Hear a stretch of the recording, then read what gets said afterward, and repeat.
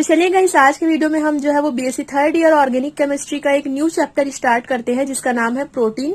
तो यहाँ पर हमारा सबसे पहला टॉपिक है क्लासिफिकेशन ऑफ प्रोटीन। तो एग्जाम में ये कैसे पूछे जाते हैं कि प्रोटीन को डिफाइन कीजिए, प्रोटीन का जो है वो डेफिनेशन लिखिए और इसका जो है वो क्लासिफिकेशन दीजिए। मोस्ट आईएमपी क्वेश्चन है ये। प्रोटीन का जो वर्गीकरण होता है, कितने पार्ट्स में जो है वो प्रोटीन को जो है वो डिवाइड किया गया है, वो सब चीज जो है वो आज के वीडियो में जो है वो हम देखने वाले हैं। तो प्रोटीन जैसा कि आपको पता ही है हमारे शरीर के लिए जो है वो वेरी इंपॉर्टेंट होता है। प्रोटीन अंडे, मांस, मछली, दूध और काफी सारी चीजों में जो है वो प्रोटीन की मात्रा जो है वो पाई जाती है और ये हमारे बॉडी के लिए जो है वो बहुत ही ज्यादा आवश्यक होते हैं। तो चलिए सबसे पहले हम प्रोटीन का जो है वो डेफिनेशन लिखते हैं, देन उसके बाद मैं आप लोगों को इसका क्लासिफिकेशन जो है वो बताऊंगी। तो सबसे पहले डेफिनेशन, प्रोटीन अमीनो एसिड के पॉलीमर होते हैं, अर्थात प्रोटीन के मॉलिक्यूल अमीनो एसिड के मॉलिक्यूल से मिल करके बने होते हैं। प्रोटीन का हाइड्रोलिसिस करने पर अमीनो एसिड जो है वो देते हैं।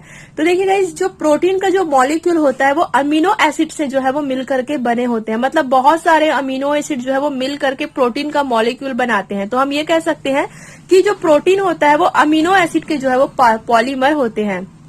और जब हम प्रोटीन का हाइड्रोलिसिस करते हैं, मतलब जब उसका जल अपघटन करते हैं, तो हमें अमीनो एसिड जो है वो प्राप्त होता है। तो इससे प्रूव होता है कि जो प्रोटीन के मॉलिक्यूल होते हैं वो अमीनो एसिड से जो है वो मिल करके बने होते हैं। तो सिंपल सा डेफिनेशन है प्रोटीन का। प्रोटीन अमीनो एसिड के पॉलीमर होते हैं, अर्थात प्रोटीन के जो मॉलिक्यूल होते हैं वो अमीनो एसिड के मॉलिक्यूल से मिल करके बने होते हैं। हालांकि इसका जो स्ट्रक्चर है, अमीनो एसिड का स्ट्रक्चर है, वो मैं आप लोगों को अलग बताऊंगी। तो उसमें आप लोगों को सब चीज जो है वो क्लियर हो जाएगा, कैसे अमीनो एसिड के मॉलिक्यूल जो है वो मिल करके प्रोटीन का फॉर्मेशन करते हैं। तो वो सब चीज जो है वो आपको स्ट्रक्चर ऑफ प्रोटीन में जो है वो क्लियर हो जाएगा। बट यहाँ पे हम केवल क्लासिफिकेशन ऑफ प्रोटीन जो है वो देख रहे हैं। तो इस चैप्टर के अब जो भी वीडियो बनते जाएंगे BSc third year organic chemistry के प्ले लिस्ट में जो है वो आपको मिलते जाएगा। तो क्लियर हुआ आपको प्रोटीन का डेफिनेशन। अब हम जो है वो इसका क्लासिफिकेशन जो है वो देखते हैं, प्रोटीन का वर्गीकरण। तो वेरी वेरी इंपॉर्टेंट है गाइस, इसका क्लासिफिकेशन बहुत ज्यादा एग्जाम में पूछे जाते हैं। तो जो इनका क्लासिफिकेशन है वो दो चीजों को आधार पे रख के किया गया है। सबसे पहला है संरचना के आधार पर, मतलब प्रोटीन का जो स्ट्रक्चर होता है उसके बेस पे जो है वो पहले तो डिवाइड किया गया है। देन दूसरा जो है वो विलेयता के आधार पर, विलेयता मतलब सॉल्युबिलिटी जिसे आप कहते हो, कैसे प्रोटीन जो है वो घुलता है, उसके अकॉर्डिंग जो है वो विलेयता के आधार पर जो है वो इसे डिवाइड किया गया है। तो सबसे पहले मैं आप लोगों को बताती हूँ संरचना के आधार पर। तो इसके स्ट्रक्चरल प्रॉपर्टीज के आधार पर हम जो है वो इसे दो भाग में डिवाइड करते हैं। पहला रेशेदार प्रोटीन जिसे फाइब्रस प्रोटीन कहते हैं, आगे हम इसे और डिटेल में समझेंगे विथ एग्जांपल। तो यहाँ पे पहला है रेशेदार प्रोटीन, फाइब्रस प्रोटीन, और दूसरा गोलिकामय प्रोटीन, ग्लोबुलर प्रोटीन। तो इसका मैं आप लोगों को डायग्राम भी दिखाऊंगी आगे। तो ये जो है वो संरचना के आधार पर टू पार्ट्स में डिवाइड किए गए हैं। अब विलेयता के आधार पर जो है वो तीन भागों में बांटे गए हैं। सबसे पहला है साधारण प्रोटीन, दूसरा है संयुग्मित प्रोटीन, साधारण प्रोटीन जिसे हम सिंपल प्रोटीन कहते हैं। सेकंड नंबर में है संयुग्मित प्रोटीन जिसे कॉन्जुगेटेड प्रोटीन कहा जाता है, और थर्ड नंबर में है व्युत्पन्न प्रोटीन जिसे डेराइव्ड प्रोटीन कहा जाता है। आगे हम सारी चीजों का डेफिनेशन क्लियर करेंगे। तो यहाँ पे ये जो नीचे लिखा हुआ है ये सारे जो है वो इसके एग्जाम्पल है। तो ये सब चीज को भी हम लोग जो है वो डिटेल में देखेंगे। तो आगे चलिए हम इसका क्लासिफिकेशन के एक पॉइंट को अच्छे से समझते हैं। तो सबसे पहले हम जो है वो संरचना के आधार पर जो है वो देखेंगे कैसे फाइब्रस प्रोटीन और ग्लोबुलर प्रोटीन जो है वो क्या होता है। तो चलिए सबसे पहला आप हेडिंग डालिए, संरचना के आधार पर, स्ट्रक्चर के आधार पर। तो सबसे पहला है रेशेदार प्रोटीन जिसे फाइब्रस प्रोटीन कहा जाता है। तो स्क्रीन में आप लोगों को इमेज शो हो रहा है फाइब्रस प्रोटीन का। तो ये जो है वो आपका रेशेदार प्रोटीन होता है, लंबे होते हैं ये प्रोटीन जो है वो, लंबे तथा सूत्रवत मॉलिक्यूल होते हैं, जैसे कि आप लोग जो है वो डायग्राम में देख चुके हो। ये पास पास रह करके जो है वो रेशा बनाते हैं, मतलब बहुत सारे लंबे लंबे प्रोटीन जो है वो पास पास आकर के जो है वो रेशा बनाते हैं। स्किन, नेल्स में कीरेटिन, टेंडन में कोलेजन का निर्माण रेशेदार प्रोटीन से होता है। तो जैसा कि आपको पता है कि हमारे नेल्स में जो है वो जो कीरेटिन होता है हमारे बालों में पाया जाता है, नेल्स में पाया जाता है। तो ये सब जो है वो आपके रेशेदार प्रोटीन जो है वो कहलाते हैं। स्किन में, नेल्स में कीरेटिन, टेंडन में कोलेजन का निर्माण रेशेदार प्रोटीन से जो है वो होता है। मतलब नेल्स में जो कीरेटिन होता है उसका निर्माण भी रेशेदार प्रोटीन फाइब्रस प्रोटीन से होता है। टेंडन में जो कोलेजन होता है उसका फॉर्मेशन भी जो है वो फाइब्रस प्रोटीन से होता है। तो जो बायो के स्टूडेंट है वो उनके लिए जो है वो काफी ज्यादा इजी हो जाएगा ये सब टॉपिक। बायोलॉजी में आप लोगों ने इसे अच्छे से पढ़ा हुआ है, टेंडन, लिगामेंट, ये सब। अब चलिए सेकंड नंबर का देखते हैं, गोलिका में प्रोटीन, जिसे ग्लोबुलर प्रोटीन कहा जाता है। तो यहाँ पर आप स्क्रीन में जो है वो डायग्राम देख सकते हो इसका। ग्लोबुलर प्रोटीन में मॉलिक्यूल आपस में फोल्डेड रहते हैं, इनकी आकृति गोलाकार होती है। नाम से ही स्पष्ट है, ग्लोबुलर प्रोटीन जिसे हम कहते हैं। तो इसका एग्जाम्पल है पेप्सिन और ट्रिप्सिन। तो ये सब जो है वो आपका स्ट्रक्चर के आधार पर जो है वो प्रोटीन को क्लासिफाई किया गया है। सबसे पहला क्या देखा हम लोगों ने, फाइब्रस प्रोटीन, और दूसरा आपका गोलिका में प्रोटीन। तो जितना भी एग्जाम्पल है वो आपको अच्छे से याद करना गाइस, क्योंकि एग्जाम्पल जो है वो इसका मेन है। क्लियर हुआ आपको। अब चलिए विलेयता के आधार पर जो है वो हम देखते हैं। पहला तो हम लोग जो है वो देख चुके, संरचना के आधार पर क्या क्या था, फाइब्रस और ग्लोबुलर हम लोग देख चुके हैं। तो पूरा थ्योरी टाइप ही है गाइस ये सब। विलेयता के आधार पर जो है वो हम देखेंगे, 3 पार्ट में डिवाइड किया गया है। सबसे पहले हम जो है वो सिंपल प्रोटीन को जो है वो देखेंगे। तो विलेयता के आधार पर सबसे पहला है सिंपल प्रोटीन। ये वे प्रोटीन है जिनका जल अपघटन करने पर अल्फा अमीनो एसिड प्राप्त होते हैं। तो देखिए इसका नाम ही सिंपल प्रोटीन है। सिंपल प्रोटीन इसलिए है क्योंकि ये केवल अमीनो एसिड से जो है वो मिल करके बने होते हैं। जब हम इसका हाइड्रोलिसिस करते हैं, जल अपघटन करते हैं, तो हमें अल्फा अमीनो जो है वो प्राप्त होता है। तो इसमें सबसे पहला एग्जाम्पल है आपका एल्बुमिन। तो एल्बुमिन आप लोगों ने कहाँ सुना हुआ है एल्बुमिन करके? अंडे में एल्बुमिन पाया जाता है, एग एल्बुमिन, सीरम एल्बुमिन। तो यही एल्बुमिन की जो है वो बात हो रही है। आपको पता है कि जो अंडे होते हैं, एग होते हैं, उसमें कितना ज्यादा प्रोटीन जो है वो पाया जाता है। तो ये एग एल्बुमिन की जो है वो बात हो रही है। ये जल, एसिड तथा बेस में विलय होते हैं। अगर हम इस एल्बुमिन को पानी में, अम्ल में, क्षार में घोले तो आसानी से घुल जाता है। हम ये सब चीज क्यों बता रहे हैं? क्योंकि इनका जो क्लासिफिकेशन है वो विलेयता के आधार पर किया गया है। कैसे घुल सकता है, किसमें घुल सकता है, किसमें नहीं घुल सकता है, उसके आधार पर जो है वो इसका क्लासिफिकेशन किया गया है। तो अब जितने भी आप पॉइंट लिखोगे पूरा विलेयता के अकॉर्डिंग होना चाहिए। जैसे कि एल्बुमिन होता है वो पानी, अम्ल तथा क्षार में आसानी से घुल जाते हैं। गर्म करने पर ये कोगुलेट हो जाते हैं। स्कंदन, कोगुलेट मतलब क्या होता है? जम जाना, थक्का बन जाना। तो गर्म करने पर ये कोगुलेट हो जाते हैं। तो ये एग एल्बुमिन हो गया, सीरम एल्बुमिन जो है वो हो गया। तो पहला क्लियर हुआ एल्बुमिन आप लोगों को। अब चलिए सेकंड नंबर का हम देखते हैं, ग्लूटेलिन।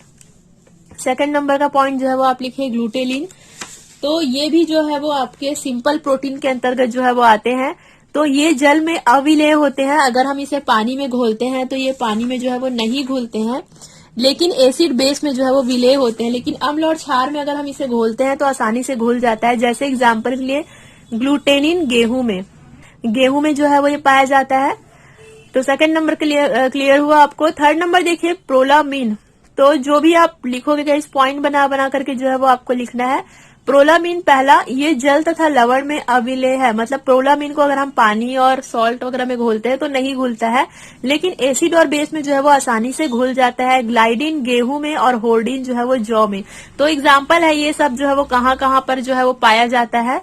तो क्लियर हुआ। सबसे पहले हम लोगों ने क्या देखा था? सबसे पहले हम लोगों ने एल्बुमिन देखा, देन सेकंड में ग्लूटेलिन देखा। सो गाइस पूरा थ्योरी पार्ट है, इसमें समझाने लायक कुछ भी नहीं है। केवल आपको नोट्स को लिखते जाना है, स्क्रीनशॉट लेते जाइए, आपको कॉपी में सिंपली इसे उतारते जाना है। जब एग्जाम में क्वेश्चन आएगा तो पूरा कम से कम हर पॉइंट का, हर एक टॉपिक का जो है वो 2-2 पॉइंट एटलीस्ट लिखना होगा आपको। ज्यादा मत लिखना, उतना टाइम नहीं होता है, लंबा टॉपिक है। 2-2 पॉइंट आपको जो है वो लिखना है। फोर्थ नंबर में जो है वो हिस्टोन है। ये हीमोग्लोबिन तथा न्यूक्लियोप्रोटीन में पाए जाते हैं। हीमोग्लोबिन वाला चैप्टर हमारा ऑलरेडी कंप्लीट हो चुका है इनऑर्गेनिक केमिस्ट्री में। वहां हम लोगों ने हिस्टोन वगैरह के बारे में भी पढ़ा हुआ है। तो ये हीमोग्लोबिन में पाए जाते हैं। ये जल तनु अम्लों में विलेय है। मतलब यहाँ पे जो डाइल्यूट एसिड होता है वहां पे जो है वो ये घुल जाते हैं, लेकिन क्षार में, बेस में जो है वो ये नहीं घुलते हैं। तो ये हुआ आपका हिस्टोन। 5वें नंबर का है प्रोटामीन। प्रोटामीन्स ये जल तनु अम्लों तथा अमोनिया में विलेय है। मतलब ये वाटर, डाइल्यूट एसिड और अमोनिया में जो है वो आसानी से घुल जाते हैं। यह भी न्यूक्लियोप्रोटीन में पाया जाता है। तो ये सब 2-2 पॉइंट आपको लिखते जाना है। स्क्लेरोप्रोटीन जो है वो देख लीजिए 6वें नंबर का। ये जल तथा लवण में अविलेय है, पानी में ये नहीं घुलते हैं, लेकिन तो स्ट्रॉन्ग एसिड और बेस में विलेय है। अगर हम लोग इसे स्ट्रॉन्ग एसिड मतलब प्रबल अम्ल और प्रबल क्षार में घोलेंगे तो आसानी से घुल जाएगा। केरोटीन और फाइब्रोइन। तो केरोटीन जो है वो नेल्स हेयर में पाया जाता है, फाइब्रोइन जो है वो बोन में, हड्डियों में और त्वचा में पाया जाता है। तो क्लियर हुआ गाइस आपको। तो हम लोगों ने ये सबसे पहला पॉइंट हम लोग देख लिए, साधारण प्रोटीन। सिंपल प्रोटीन में हम लोगों ने क्या क्या देखा, एल्बुमिन, ग्लूटेलिन, प्रोलामिन, हिस्टोन, प्रोटामिन, स्क्लेरोप्रोटीन। तो ये सब आपको क्लियर हुआ, इतना आपको समझ आया। अब हम जो है वो कॉन्जुगेटेड प्रोटीन के बारे में जो है वो देखेंगे, संयुग्मित प्रोटीन के बारे में। तो चलिए संयुग्मित प्रोटीन जो है वो हम स्टार्ट करते हैं। तो कॉन्जुगेटेड प्रोटीन जो है वो क्या होता है, इनमें अमीनो एसिड के अतिरिक्त कोई अन्य अवयव भी रहता है जिसे प्रोस्थेटिक समूह या प्रोस्थेटिक ग्रुप कहते हैं। तो देखिए सिंपल प्रोटीन में हम लोगों ने क्या पढ़ा था कि उसमें केवल अमीनो एसिड जो है वो प्रेजेंट होते हैं, बट ये जो आपका कॉन्जुगेटेड प्रोटीन होता है उसमें अमीनो एसिड के साथ एक अन्य ग्रुप भी जो है वो जुड़ा रहता है जिसे हम प्रोस्थेटिक ग्रुप कहते हैं। अलग अलग प्रोस्थेटिक ग्रुप जो है वो जुड़ा होता है, वो हम आगे डिस्कस करेंगे। तो चलिए सबसे पहला है न्यूक्लियोप्रोटीन। न्यूक्लियोप्रोटीन ये जल, लवण, विलयन तथा क्षारों में विलय होते हैं। अगर हम न्यूक्लियोप्रोटीन को पानी में, सॉल्ट के सॉल्यूशन में और बेस में घोले तो आसानी से घुल जाएगा। ये सेल के न्यूक्लियस में रहते हैं।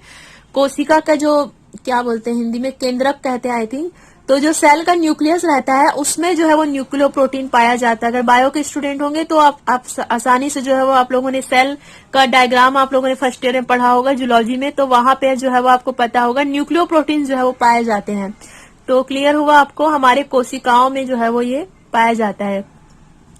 सेकंड नंबर में है फास्फोप्रोटीन। इनमें प्रोस्थेटिक ग्रुप फास्फोरस एसिड होता है, मतलब फास्फोरक अम्ल होता है। मैंने कहा था कि इसमें अमीनो एसिड के साथ साथ जो है वो प्रोस्थेटिक ग्रुप भी पाया जाता है। तो ये जो आपका प्रोस्थेटिक ग्रुप है उसमें फास्फोरस एसिड जो है वो होता है, इसलिए जो है इसको फास्फोप्रोटीन कहा जाता है क्योंकि इसमें फास्फोरस एसिड होता है। केसिन यह मिल्क में पाया जाता है, ये जो है वो इसके एग्जाम्पल है केसिन और विटेलिन। तो केसिन जो है वो मिल्क में पाया जाता है और विटेलिन जो है वो एग में पाया जाता है। तो क्लियर होगा, इस सब आपको थ्योरी पार्ट है पूरा, केवल आपको लिखते जाना है पूरा नोट्स। ग्लाइकोप्रोटीन, इनमें प्रोस्थेटिक ग्रुप जो है वो कार्बोहाइड्रेट होता है। कार्बोहाइड्रेट चैप्टर हम जो है वो अच्छे से पढ़ चुके हैं। ये अंडे की सफेदी तथा जेली फिश में पाया जाता है। अंडे का जो व्हाइट पोर्शन होता है ना, दो पोर्शन होता है, एक येलो एक व्हाइट। तो येलो वाला क्या होता है, पूरा कोलेस्ट्रॉल होता है, और जो व्हाइट वाला होता है उसमें जो है वो ग्लाइकोप्रोटीन पाया जाता है। जेली फिश में पाया जाता है। जेली फिश आप लोगों ने देखा हुआ है, जेली फिश जो है वो 90% वाटर से बना होता है। अगर जेली फिश को हम धूप में रखते हैं तो पूरा वो, उसका पानी जो है वो ऐसे ही सूख जाता है। तो उसमें भी जो है वो ग्लाइकोप्रोटीन पाया जाता है। क्रोमोप्रोटीन, तो मैं यहाँ पे आप लोगों को जेली फिश दिखा देती हूँ गाइस। देखिए जेली फिश ऐसे दिखता है, काफी अच्छा दिखता है जेली फिश। अब चलिए चौथे नंबर का हम देखते हैं क्रोमोप्रोटीन। तो क्रोमोप्रोटीन, इनमें प्रोस्थेटिक ग्रुप जो है वो पाइरोल होता है।